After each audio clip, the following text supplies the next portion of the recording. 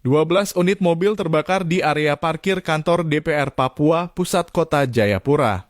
Diketahui peristiwa itu terjadi sekitar pukul 3:20 waktu Indonesia Timur, Rabu 23 Agustus 2023 dini hari.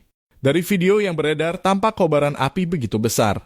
Sejumlah mobil pemadam kebakaran pun dikerahkan untuk memadamkan si jago merah.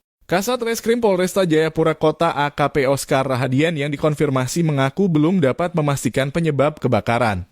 Langkah selanjutnya, Satuan Reskrim dan tim Inafis Polresta Jayapura Kota serta Bidlapor Polda Papua rencananya akan melakukan olah TKP, ujar Oscar Rabu.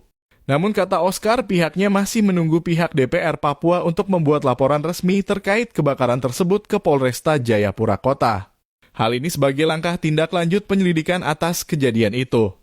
Setelah olah TKP bersama Bidlapor Polda Papua, nanti baru dapat disampaikan penyebab kebakaran. Saat ini masih penyelidikan, jadi belum bisa dipastikan, pungkasnya.